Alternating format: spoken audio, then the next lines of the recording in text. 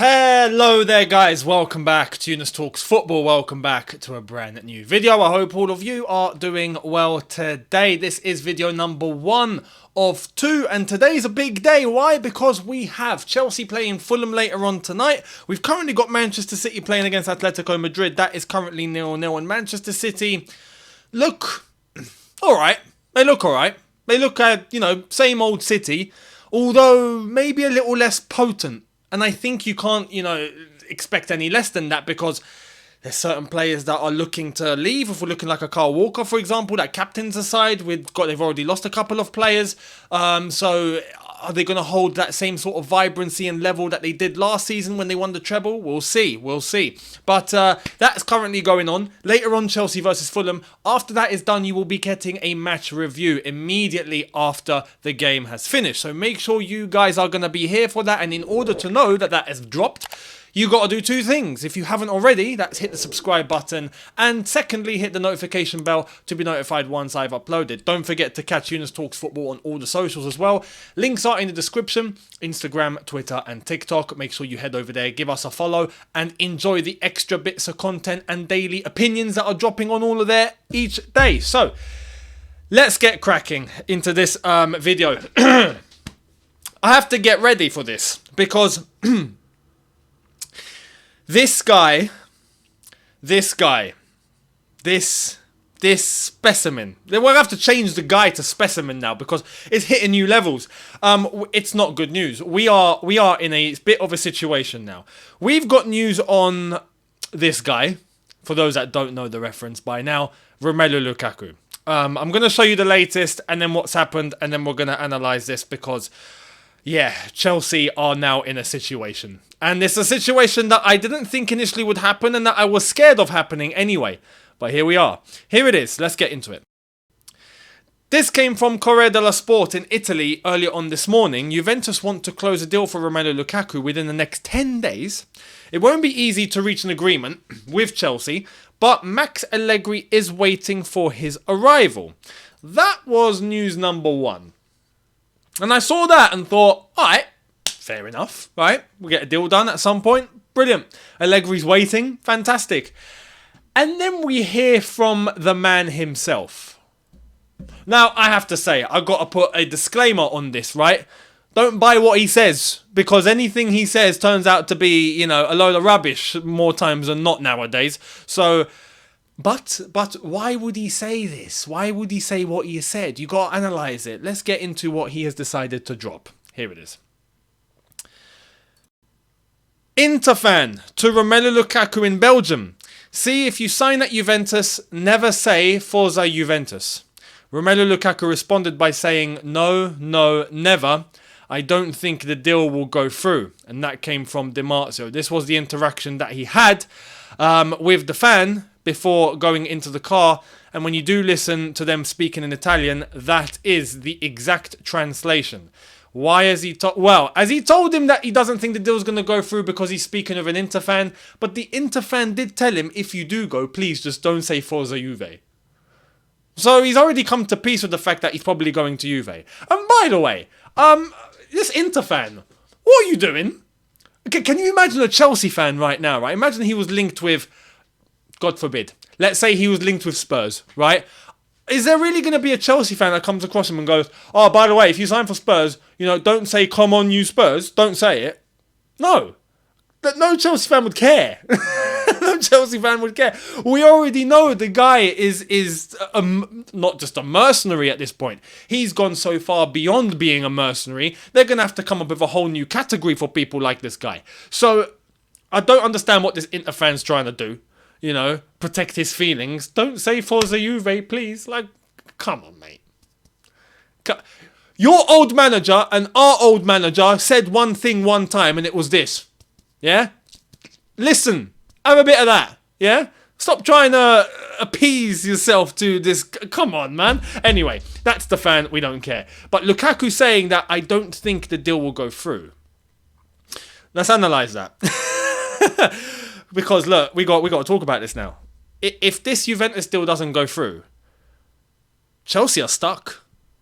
We are officially stuck with this guy. That's it. There's no one else that wants him. Inter Milan have left the table. They've left the chat. As many people will be familiar with, they have left the chat. You on that WhatsApp conversation and then you read this person has left the chat. He's gone, mate. Inter Milan, out.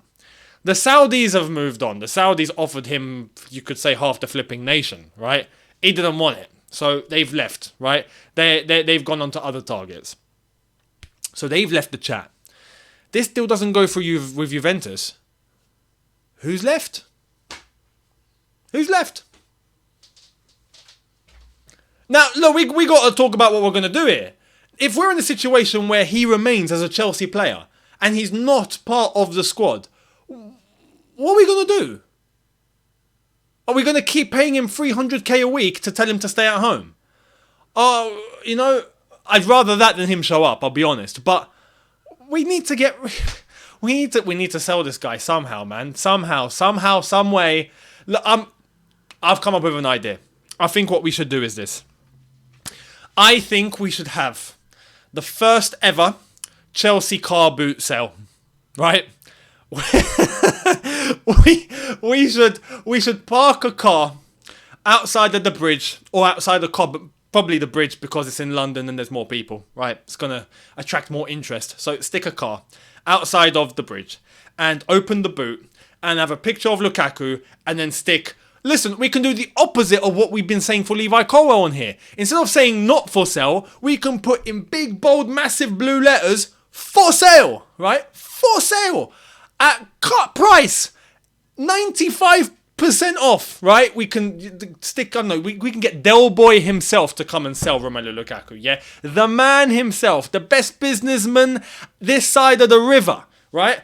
Del Boy himself can come, right? David Jason, if you're up for the gig, let us know.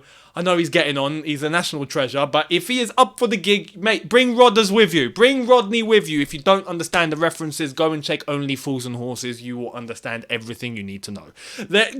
Everything that we can possibly do to make this sale appealing, right, to the general public. This is open to the public. Whoever wants to buy this guy, it doesn't have to even be a football club at this point. Anyone. Do you want to buy Romelu Lukaku? Come and get him, right? Cut price. Name me your offer. And then have a car boot sale. At that point, just start flogging. What's your price? No, we can have an auction. There we are. We can have an auction. Have an auction outside the bridge, right? Lukaku, how much? No? All right, next offer. How much? If it gets to £10.50, I'll be happy. You know? We're at that point. The main thing is we need to get this guy off the wage bill. £315,000 a week we are paying this guy. And it's leaving our accounts for no reason. But now we've got no club interested. So, look, we got to appeal to everyone. The Saudis, the Chinese, I don't know, the Americans, Jay-Z. Come and get 100% of Lukaku, mate. I mean, you already represent him, Rock Nation. Just buy him. You know, someone needs to come in for this guy. So that's the latest with Romelu Lukaku. Let me know your thoughts down below. But Chelsea are in a situation now. If we are actually stuck with this guy, we have a problem. And how are we going to resolve it? The next option would be to just actually terminate his contract. We would be in breach of contract, though. We would. Chelsea would get punished. If we were to get taken to court, we'd have to pay him. Right? And then at that point, it's a case of, do we pay out his whole contract? We'll still lose quite a significant amount of money. We'd technically still be paying his 350k a week because we've got to pay out his whole contract. So we're technically losing if we terminate his contract. That's one thing that many people, and I know it's very easy to say, to terminate his contract. If we were to get taken to court and he would say, listen, I want my whole contract paid out, right? We might have to do that. And then technically that would mean why bother? Why bother? Just keep paying him a week. At least at that point, you're paying him in installments. So it's a situation. Let me know what you think Chelsea should do down below. Much appreciated. This has ended up being the worst purchase in the history of the world. I don't think anyone's been in this situation before. We have purchased the worst buy in the history of football.